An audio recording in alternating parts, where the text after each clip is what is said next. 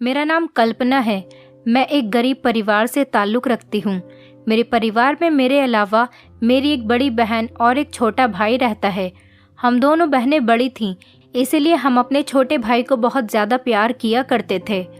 गरीबी के कारण हम दोनों बहनें तो पढ़ लिख नहीं सके, लेकिन हमने ठान लिया था कि हम अपने छोटे भाई को इतना पढ़ा लिखा देंगे कि वो अपने पैरों पर खड़ा हो जाएगा, ताकि वो बड़ा होकर अपना भी ख्याल रख सके और हमारा भी।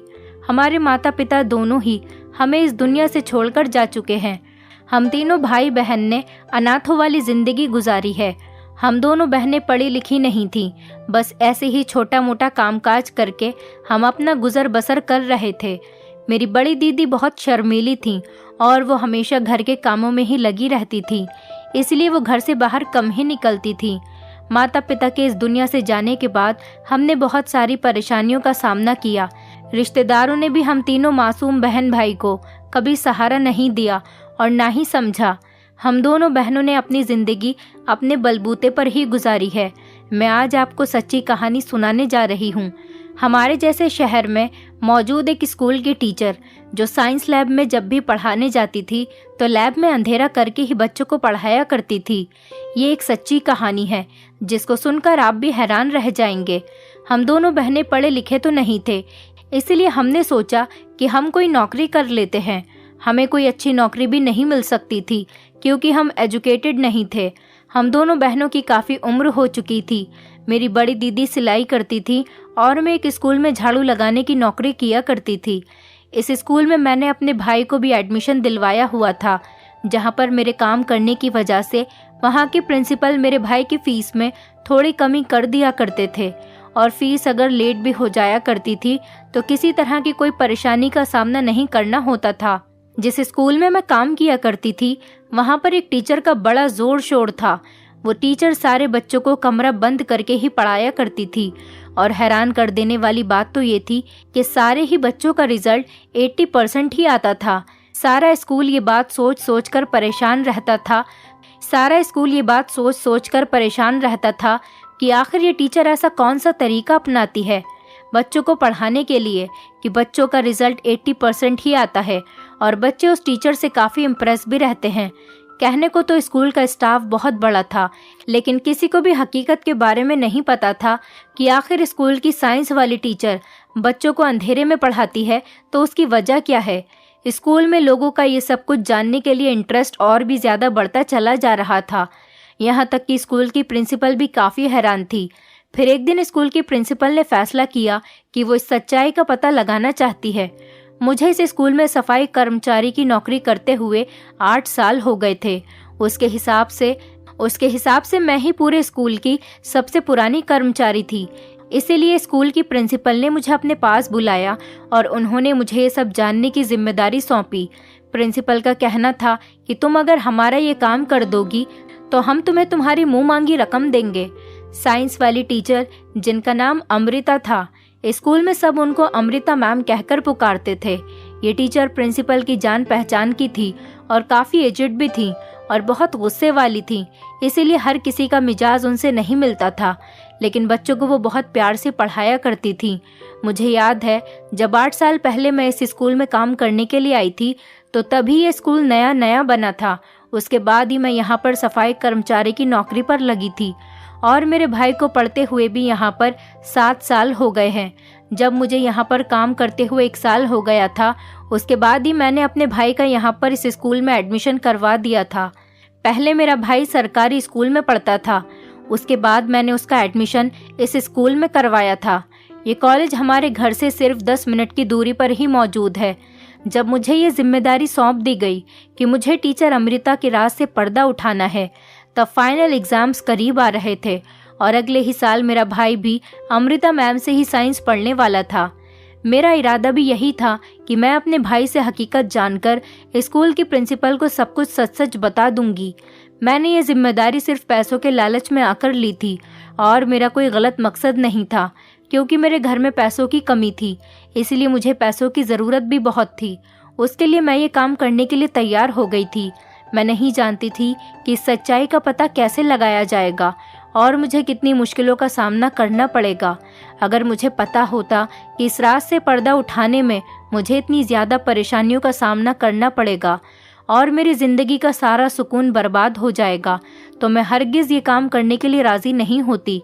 लेकिन अब जबकि मैं अपनी ये जिम्मेदारी पूरा करने के लिए प्रिंसिपल से वादा कर चुकी थी, तो वादे से फिरना मुझे फिर ठीक नहीं लगा और फिर मैंने इस काम से न जाने कितने स्टूडेंट की ज़िंदगी बचा दी, क्योंकि हर सुनने और देखने वाले को तो टीचर के बारे में जानकर सबसे पहले स्टूडेंट्स की ही फिक्र होती थी। और हैरत की बात तो ये थी कि किसी भी स्टूडेंट ने आज तक ना ही उनकी शिकायत की थी और ना ही कभी कोई स्टूडेंट पढ़ाने के इस अंदाज की वजह से कम नंबर से पास हुआ था या फिर फेल हुआ था। प्रिंसिपल को सच्चाई के बारे में बहुत इंटरेस्ट आ रहा था कि आखिर इस तरह पढ़ाने की क्या वजह है। मैं बहुत बेचैनी से उस टाइम का इंतज़ार कर रही थी कि मेरा भाई अमृता मैम की लैब में चला जाए और मैं इससे हकीकत पूछ सकूं। आखिरकार वो दिन भी आ गया और मेरा भाई आज अमृता मैम की पहली क्लास लेने के लिए लैब में जाने वाला था और मुझे पूरी उम्मीद थी कि अमृता मैम कम से कम अपने स्टूडेंट को तो इस बारे में ज़रूर बताएंगी कि वो अंधेरे में क्यों पढ़ाती हैं। हमारा भाई हम दोनों बहनों से कोई भी बात नहीं छुपाता था, इसलिए मुझे इस बात का यकीन था कि वो मुझे हर हकीकत बता देगा और आज आखिरकार अमृता मैम के राज से पर्दा भी उठ जाएगा। आज भी रोज़ की तरह मैं स्कूल जाने के लिए जल्दी उठ गई थी और अपने भाई का फेवरेट नाश्ता बनाकर तैयार कर रही थी। हर रोज़ मैं अपने भाई को लेकर ही स्कूल जाया करती थी। अब तो वो काफ़ी बड़ा हो गया था, लेकिन बचपन से ही उसकी आदत थी। जब से उसका इस स्कूल में एडमिशन हुआ था, तब से ही हम दोनों भाई बहन एक साथ ही स्कूल जाया करते थे। वापसी में वो अपने दोस्तों के साथ घर आ जाता था और मैं स्कूल के सारे काम निपटाकर बाद में घर आती थी। मेरी बड़ी दीदी तो देर से सोकर उठती थी, इसीलिए हम दोनों भाई बहन सुबह सवेरे अपने हाथ से नाश्ता तैयार करके स्कूल के लिए निकल जाते थे। मैं रोज़ की तरह नाश्ता बनाते टाइम उसको बार बार यही याद दिला रही थी कि वो जैसे ही क्लास में जाएगा और कमरे में अंधेरा होगा तो वो अमृता मैम से अंधेरे की वजह पूछेगा और मुझे वापस आकर वजह ज़रूर बताएगा। उसके बाद हम दोनों भाई बहन स्कूल में चले गए और मेरा भाई अपनी क्लास में चला गया और मैं छुट्टी का इंतज़ार करने लगी। मैं बहुत खुश थी। आज ही प्रिंसिपल को सारी सच्चाई बताकर पैसे हासिल कर लूँगी। प्रिंसिपल ने मुझे मुंहमांगी रकम देने का वादा किया था, इसलिए मैंने सोच लिया था कि मुझे प्रिंसिपल से 10 लाख रुपए मांगने हैं। मेरा भाई रोज़ की तरह एक के बाद दूसरी क्लास लेता जा रहा था और आखिर में वो साइंस लैब में चला गया।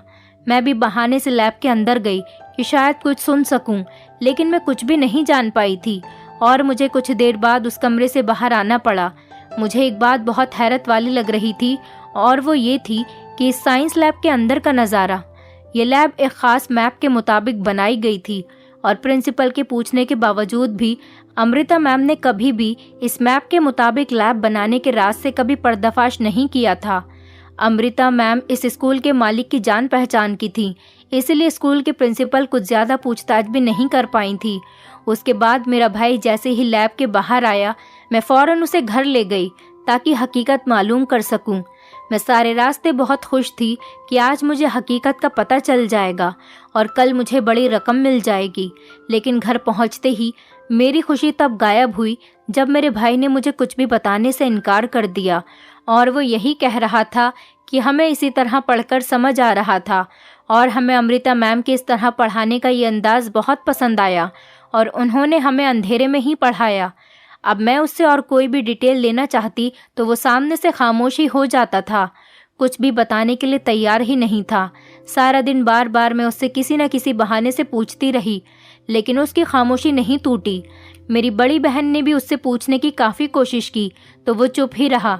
अब मुझे बहुत परेशानी होने लगी थी कि कल मैं प्रिंसिपल को क्या जवाब दूंगी, क्योंकि वो तो कल मुझसे अमृता मैम की असलियत के बारे में ज़रूर पूछेंगी। न चाहते हुए भी अगले दिन मुझे स्कूल जाना पड़ा और जैसी उम्मीद थी मुझे वैसा ही हुआ। मेरे स्कूल जाते ही स्कूल के प्रिंसिपल ने मुझे अपने ऑफिस में बुलाया। मैं वहाँ पर गई और सारी हकीकत बताकर उनसे थोड़ा सा और टाइम मांगा ताकि मैं असलियत सबके सामने ला सकूं। उन्होंने कुछ भी बिना सोचे समझे मुझे थोड़ा और वक्त दे दिया। मैं काम करते हुए सोचती रही कि मैं आखिर किस तरह से असलियत का पता लगा सकूं। मैं सोचते हुए अमृता मैम के ऑफिस की सफाई कर रही थी। तब अमृता मैम के पास किसी का फ़ोन आया और वो फ़ोन पर बात करने लगी। मैंने आज से पहले उन्हें कभी भी किसी से फ़ोन पर इतनी लंबी बात करते हुए नहीं देखा था और ना कभी किसी से बातचीत करते हुए उन्हें इतना खुश देखा था। मैंने जानबूझकर अपने काम की रफ्तार कम कर दी और कान लगाकर मैं उनकी सारी बातें सुनना चाहती थी कि आखिर वो किससे बात कर रही हैं, और फिर शायद मुझे उनके राज से पर्दा उठाने का कोई सबूत या रास्ता मिल जाए। फिर वही हुआ जो मैं चाहती थी और मुझे उनके फ़ोन पर बात करने की वजह से एक बेहतरीन रास्ता दिखाई दिया जिसकी मदद से मैं अमृता मैम की असलियत सामने ला सकती थी। ऐसा समझो कि उसकी कमज़ोरी मेरे हाथ में आ गई थी।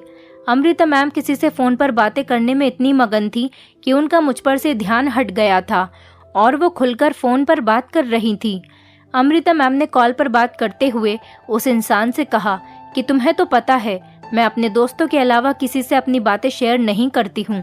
जब से मेरे पति की मौत हुई है तब से तो तुम्हारे अलावा किसी और से बात नहीं होती, क्योंकि सब दोस्त किसी न किसी मतलब के लिए मेरे साथ थे, लेकिन एक तुम ही तो हो जो इतने सालों से मेरे कांटेक्ट में हो और बिना किसी मतलब के मुझसे बात करती हो। फिर कुछ देर बाद दूसरी तरफ की बात सुनने के बाद अमृता मैम हंसते हुए कहने लगी कि हाँ, तभी तो लैब का राज सिर्फ तुम ही को मालूम है। ये राज तो मेरे पति को भी नहीं पता था, लेकिन तुम इतनी अच्छी दोस्त हो कि तुम्हारा हक बनता है कि मैं तुमसे अपनी हर पर्सनल बात शेयर किया करूं। ये सुनकर तो मैं चौंक गई थी कि इस राज के बारे में अमृता मैम के अलावा भी किसी को अगर पता था तो वो थी उनकी दोस्त। अब जो प्लान मेरे दिमाग में आया उस पर फोकस करने के लिए मुझे कुछ वक्त चाहिए था, लेकिन मुझे यकीन था कि मैं इस तरीके से ज़रूर कामयाब हो जाऊंगी। सारी बातें मैं सुन चुकी थी। थोड़ी देर बाद ही अमृता मैम ने अपना फ़ोन बंद कर दिया था। उसके बाद मैं फ़ौरन ही स्कूल से घर चली गई और अपनी बहन को जाकर सारी बात बता दी। मैंने अपनी बहन को इस प्लान के बारे में सब कुछ बता दिया और कहा, तुम ऐसा करो, कल जब अमृता मैम स्कूल से अपने घर जाएंगी तो तुम मेरे स्कूल के बाहर आ जाना और किसी बहाने से अमृता मैम से बातचीत शुरू कर देना। इस तरह तुम उनके सामने बार बार आती रहना और 1 महीने बाद ही तुम उनकी अच्छी दोस्त बन जाओगी, जिससे वो अपना ये राज तुम्हें आसानी से बता देंगी। पहले मेरी बहन मुझे चौंक कर देखने लगी कि जो बात किसी को इतने साल में नहीं पता चल सकी वो 1 महीने में उनको कैसे पता चल जाएगी। लेकिन फिर मैंने उन्हें आज की सुनी हुई सारी बात बता दी कि अमृता मैम अपने दोस्तों से सारी बातें शेयर करती हैं और जब से उनके पति की मौत हुई है उसके बाद से तो वो अपने सारे दोस्तों को ख़ास तौर पर अपनी सारी बातें बताती हैं। मेरी बहन इस काम के लिए राज़ी हो गई थी और सारा दिन हम अलग अलग तरीके से सोचते रहते थे कि किस तरह से मेरी बहन अमृता मैम के सामने आए और उनका भरोसा जल्द से जल्द हासिल कर ले। अगले दिन प्लान के मुताबिक मेरी बहन स्कूल से कुछ दूरी पर ही खड़ी हो गई थी। जैसे ही स्कूल की छुट्टी हुई और कुछ देर बाद अमृता मैम अपने घर जाने के लिए स्कूल से बाहर निकली और वो रिक्शा में अपने घर जाने के लिए बैठ गई। मेरी बहन ने उनका पीछा किया और प्लान के मुताबिक मेरी बहन ने उनके घर पहुंचते ही उनसे बातचीत करने की कोशिश की। मेरी बहन ने पहले तो किसी अनजान इंसान का बहाना बनाकर उनसे उस इंसान का एड्रेस पूछा। अमृता मैम अपने घर के दरवाजे पर ही खड़ी हुई थी। उन्होंने कहा कि उन्हें इस एड्रेस के बारे में नहीं पता ये कौन है और कहाँ पर रहता है। वो ये कहते हुए अपने घर का लॉक खोलने लगी। मेरी बहन ने कहा कि ये मेरे किसी रिश्तेदार का घर है, मैं यहाँ पर अनजान हूँ, इसीलिए अपने रिश्तेदार का घर तलाश कर रही हूँ। मुझे उनका घर नहीं मिल पा रहा, मैं बहुत परेशान हो रही हूँ।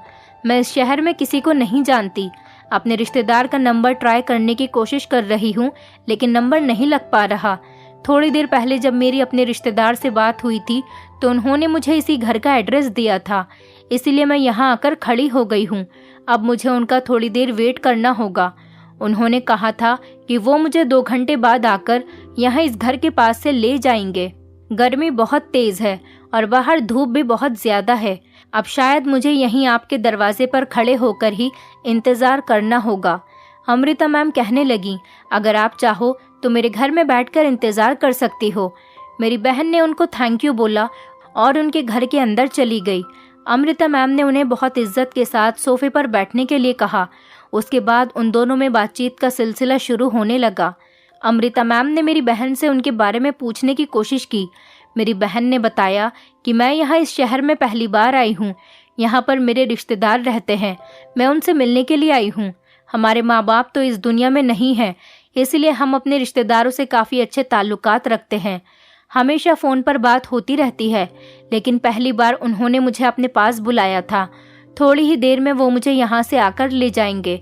अमृता मैम भी उसकी बात सुनकर एग्री हो गई थी। फिर मेरी बहन ने अमृता मैम से उनके बारे में पूछा कि आप क्या करती हो। उन्होंने बताया कि वो एक टीचर हैं और वो स्कूल में टीचिंग करती हैं। मेरी बहन ने पूछा कि आप किस सब्जेक्ट के टीचर हो, तो उन्होंने बताया कि मैं बच्चों को साइंस पढ़ाती हूँ, मैं साइंस की टीचर हूँ। मेरी बहन पहली बार ही घर से बाहर निकली थी। वो इस काम के लिए राजी नहीं हो रही थी, जबकि इस रकम से हमारे घर के काफ़ी हालात सुधर सकते थे, इसलिए उसने ये काम करने के लिए हामरी भर ली थी। वो अमृता मैम के सामने बहुत ज़्यादा कंफ्यूज हो रही थी, इसलिए उनसे ज़्यादा कुछ बात नहीं कर पाई। उसके थोड़ी ही देर बाद उसने बहाना बना दिया कि उसके रिश्तेदार का मैसेज आ गया है, वो उसे लेने के लिए बाहर आ गए हैं, इसलिए वो वहाँ से उठकर चली आई। मैंने अपनी बहन को बहुत समझाया कि तुम्हारे ऐसा करने पर हमारे घर के हालात सुधर जाएंगे और हमारे पास काफ़ी सारे पैसे भी आ जाएंगे। मेरी बहन समझ तो गई थी। अगले दिन जब फिर से अमृता मैम स्कूल से बाहर निकली तो मेरी बहन ने उनका दोबारा से पीछा किया, और जब अमृता मैम अपने घर जाने के लिए रिक्शा में बैठी और जब अपने घर जाने के बाद रिक्शा से उतरी तो उनके पास खुले हुए पैसे नहीं थे। वो इधर उधर किसी से पैसे चेंज करने की तलाश कर रही थी। तभी मौके पर मेरी बहन ने जाकर रिक्शे वाले को पैसे दे दिए। अमृता मैम ने मेरी बहन को शुक्रिया कहा और वो ज़बरदस्ती मेरी बहन को पैसे देने लगी। मेरी बहन ने कहा कि जब भी कभी आपके पास चेंज हो तब दे देना। अमृता मैम ने मेरी बहन से पूछा कि क्या तुम्हें तुम्हारे रिश्तेदारों का घर मिल गया। मेरी बहन ने कहा कि हाँ, मैं अपने मामा के यहाँ पर इसी शहर में ठहरी हुई हूँ, अभी यहाँ पर कुछ दिन और रुकूंगी। इसी तरह से उन दोनों के बीच बातचीत का सिलसिला बढ़ने लगा। अमृता मैम आज फिर मेरी बहन को अपने घर ले गईं और दोनों ने आपस में बैठकर खूब सारी बातचीत की। उसी दौरान मेरी बहन ने कहा कि आप मुझसे उम्र में बड़ी हैं, लेकिन इस शहर में मैं अपने मामा के अलावा किसी को नहीं जानती। यहाँ आते ही मेरी पहली मुलाकात आपसे हुई थी, इसलिए मुझे आपसे बात करना बहुत अच्छा लगा। क्या हम दोनों आपस में एक दूसरे के दोस्त बन सकते हैं? अमृता मैम मुस्कुराकर कहने लगी, वैसे तो मेरे काफ़ी सारे दोस्त हैं, लेकिन तुम तो मेरी बेटी जैसी हो। हाँ, मैं तुम्हें अपनी दोस्त बना सकती हूँ, क्योंकि रिश्तों में फ़र्क आ जाता है, लेकिन दोस्तों में कभी फ़र्क नहीं आता। इसी तरह से ये दोनों आपस में रोज़ किसी न किसी बहाने से मिलने लगी। अमृता मैम मेरी बहन से काफ़ी इम्प्रेस हुई थी। अब हर दूसरे तीसरे दिन मेरी बहन बहाने बहाने से उनके घर जाती रहती थी। उन दोनों के बीच अच्छी बातचीत शुरू हो गई थी। एक दिन मेरी बहन ने बहाने से अमृता मैम से कहा कि मेरे मामा का बेटा इसी शहर के एक स्कूल में पढ़ता है, जहाँ पर स्कूल की टीचर क्लास में अंधेरा करने के बाद ही बच्चों को पढ़ाती है। साथ ही मेरी बहन ने उनसे पूछा कि आपका क्या ख्याल है, आखिर वो ऐसा क्यों करती होगी? आप भी एक टीचर हो, शायद आपको इसका एक्सपीरियंस हो। हमारा प्लान ये था कि अमृता मैम खुद अपने बारे में बताए कि वो वही टीचर है जो अंधेरा करके बच्चों को पढ़ाती है। मेरी बहन की बात के जवाब में अमृता मैम सिर्फ मुस्कुराई और उन्होंने बात बदल दी। अगले कुछ दिन मेरी बहन बहाने बहाने से अंधेरे में पढ़ाने वाली टीचर का बार बार जिक्र करने लगी, और फिर एक दिन अमृता मैम ने इस रात से पर्दा उठा ही दिया। एक दिन शाम के टाइम मेरी बहन और अमृता मैम एक साथ मार्केट चली गईं और मार्केट में ही उन दोनों ने रेस्टोरेंट में बैठकर कुछ खाने का प्रोग्राम बनाया। वो दोनों आपस में बैठकर बातें कर रही थीं। तभी अचानक अमृता मैम ने कहा कि क्या मैं तुम्हें उस अंधेरे में पढ़ाने वाली बात के बारे में बताऊं? मेरी बहन ये बात सुनकर बहुत खुश हुई कि आखिर इतनी मेहनत के बाद आज रात से पर्दा उठने ही वाला था, क्योंकि उन्होंने कहा कि हाँ, मैं इसके बारे में जानना चाहती हूँ। तो अमृता मैम कहने लगी कि दरअसल मैं ही वो टीचर हूँ जिसके पास तुम्हारे मामा का बेटा पढ़ता है। हालांकि मेरी बहन ये बात जानती थी, लेकिन उसने इस बात को सुनकर हैरानी वाले रिएक्शन दिए। फिर अमृता मैम कहने लगी कि दरअसल जब ये स्कूल बना था, जो स्कूल के ओनर हैं वो मेरे रिश्तेदार भी थे। मैंने उनसे बात की कि हमें कुछ ऐसा करना चाहिए जिससे हमारा स्कूल फेमस हो जाए और सब इस स्कूल में आना चाहें। जाहिर है बाकी के जितने भी स्कूल हैं वो बहुत पुराने थे और उनका बहुत नाम था, इसलिए हम दोनों ने फैसला किया कि हम कुछ ऐसा अनोखा करेंगे। और फिर ओनर ने मुझे कॉलेज में हायर कर लिया। मैंने एक अनोखे तरीके से लैब बनवाई क्योंकि मैंने बाहर दूसरे देश में जहाँ पर पढ़ाई करी थी वहाँ पर देखी थी। ये लैब एक बहुत बड़े कमरे पर बनवाई गई थी और इस बड़े से कमरे के अंदर छोटे छोटे बहुत सारे कमरे भी बने हुए थे, लेकिन इन कमरों की दीवारें लकड़ी से बनी हुई थी और छत नहीं थी, बल्कि चारों तरफ से वो कमरा बंद हो जाता था लेकिन छत से खुला रहता था। इस बड़े कमरे में ऐसे छोटे छोटे लगभग 8 कमरे थे और हर एक छोटे कमरे में लैब का हर ज़रूरी सामान मौजूद था।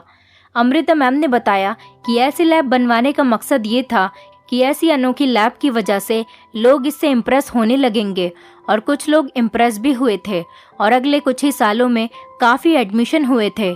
जब लैब का टाइम होता तो अमृता मैम हर एक कमरे में 4 से 5 टीचर्स को भेज देती थी और इस तरह से एक ही टाइम में कम से कम 30 से 40 बच्चों पर एक साथ क्लास की लैब हो जाती थी। फिर अमृता मैम हर एक लैब के अंदर जाती और बच्चों को बताती कि उन्होंने आज क्या टास्क परफॉर्म करना है। हर बार वो बच्चों को अलग अलग ग्रुप बनाकर बच्चों को कमरे में भेजती और सबको अलग तरह के टाइम पर पूरा करने के लिए एक एक टास्क दे देती, जिसकी वजह से उन सबको आपस में बात करने का मौका नहीं मिलता था और सबका ध्यान लैब में होता और सबका रिजल्ट भी बहुत अच्छा आता था। 2-3 साल तो इस लैब की वजह से काफ़ी एडमिशन हुए, लेकिन इसके बाद फिर एडमिशन की तादाद कम होने लगी थी। फेमस होने के लिए एक और काम किया गया और वो ये कि अमृता मैम ने अब लैब में अंधेरा करना शुरू कर दिया।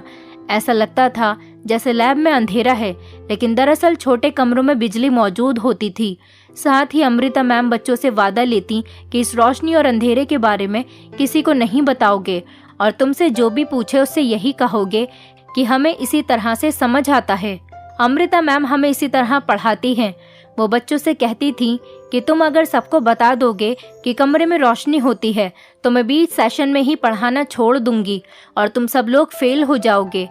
इसका मतलब ये था कि अमृता मैम झूठ बोलती थी कि वो अंधेरे में बच्चों को पढ़ाती हैं और बच्चे भी झूठ बोलते थे कि वो बच्चे क्लास में अंधेरा हो जाने के बाद पढ़ते हैं और उन्हें बहुत मज़ा आता है।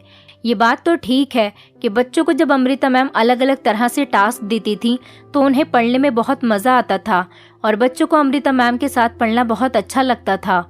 इसीलिए कोई भी बच्चा नहीं चाहता था कि अमृता मैम के अलावा और कोई टीचर आए। इसी तरह से बच्चों को पढ़ने में बहुत मज़ा आता था और उनके नंबर बहुत अच्छे आते थे और बच्चे उनसे इस बारे में किसी को ना बताने का वादा कर लिया करते थे। और अमृता मैम ने स्कूल के प्रिंसिपल तक को ये बात नहीं बताई थी, क्योंकि ये राज सिर्फ बच्चे, अमृता मैम और स्कूल के ओनर के बीच ही था। प्रिंसिपल को भी ये बात इसीलिए नहीं बताई गई थी क्योंकि कहीं वो ये राज किसी दूसरे स्कूल में न बेच दे।